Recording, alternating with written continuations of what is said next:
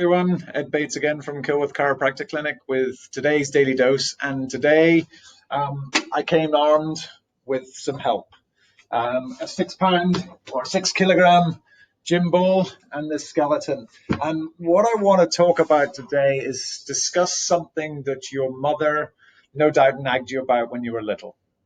And that was to sit up or stand up straight. Well, you know what? Our mothers were right. Because believe it or not, the average weight of a typical head weighs almost 6 kilograms.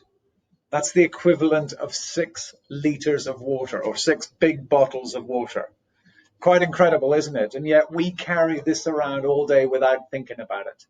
And we carry it on top of this narrow tube of bone that we call your spine. Now, I hope you can quickly realize is that the further my head is from this tube of bone, the heavier it's going to become. In other words, as I hold this out further and further, you can clearly see the extra effort and the strain that it's putting my body under.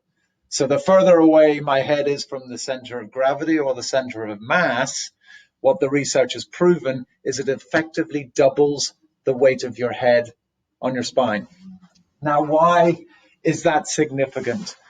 Well, it's significant because what's holding up your head?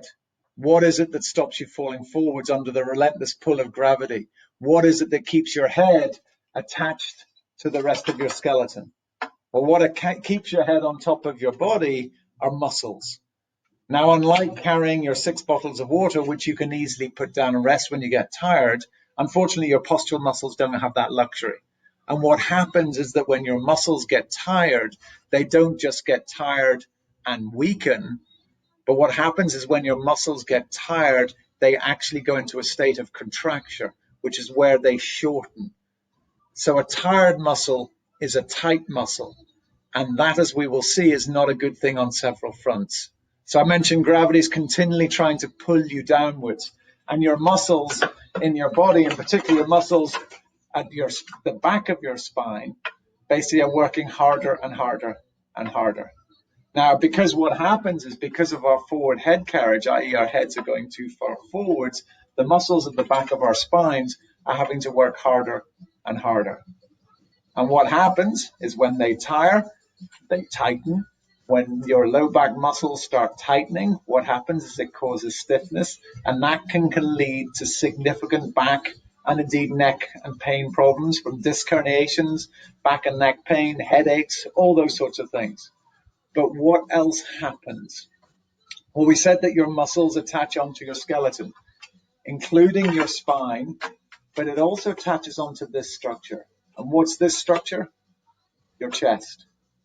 What are your chest and your ribs used for? Exactly, protection. Absolutely, it protects the vital organs inside.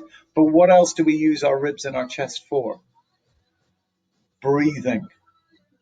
Now again, as our muscles get tired from holding our big heads up all day, from sitting in front of the computer, sitting on our Xboxes, sitting on our smartphones, slouching, what happens is the muscles that are attaching your head onto the rest of your skeleton get tired. What happens when muscles get tired? They shorten and tighten. Well, what does that do to the expansion of your chest? Exactly, it reduces it. So you get a reduction in your chest expansion, and that leads to can lead to a 30% reduction in your vital lung capacity. In other words, it reduces the amount of oxygen you breathe in. And if you're not getting enough oxygen, which is obviously essential for your survival, what does your brain do to help you compensate and adapt to having less oxygen? What does it do? Well, one of the strategies is it makes your heart beat faster. What's the number one killer in the country?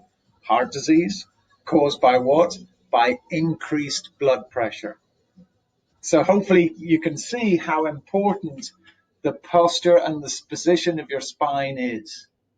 But what organ in your body also needs and uses the most oxygen? Your brain. Your brain uses 25% of the oxygen you breathe in.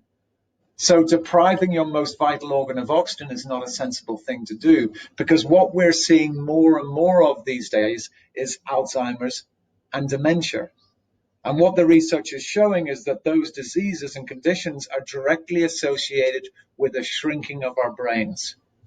And what is a significant cause of brain shrinkage?